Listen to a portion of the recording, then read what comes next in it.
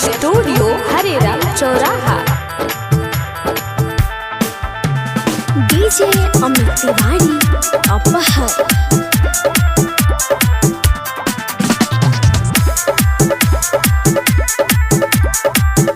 Mix by समरका music Bhojpuri. छपारा बजरिया लुटेल सोलपुआ लहरिया सारे सुंदर घुमतिया छपारा बजरिया लुटेल सोलपुआ लहरिया माल दिया ताजा ऊपर गोहती हजार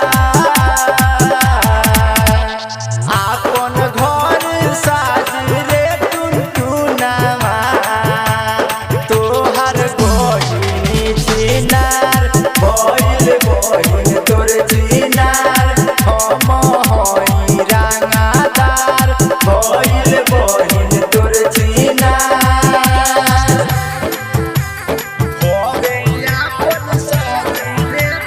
मिक्स बाय समरका music Bhojpuri Aphar.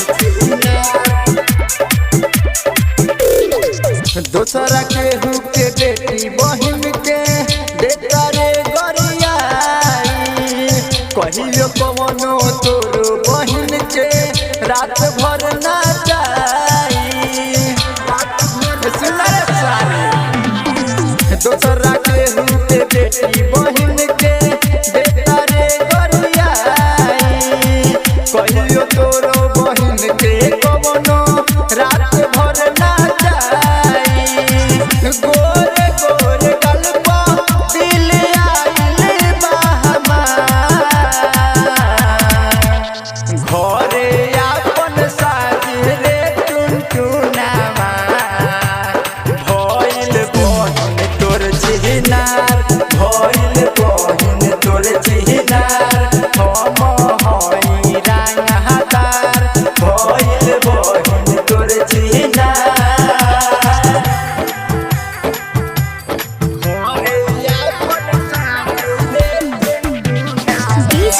Mix by समरका म्यूजिक भोजपुरी। राइटर नरेंद्र के दे खावेले सामान हो झूठो मूठो के रवि मुन्ना भइले बादाम हो राइटर नरेंद्र के दे खावेले सामान हो झूठो मूठो के राजकुमार भइल बाने बादाम हो ओकरा जवनिया के लागल बाबा आपन घर साज रे टुनटुनावा भइल बहिन तोर चिनार भइल बहिन तोर चिनार हम हई रंगादार भइल बहिन तोर चिनार। धूम रिकॉर्डिंग स्टूडियो हरेराम चौराहा।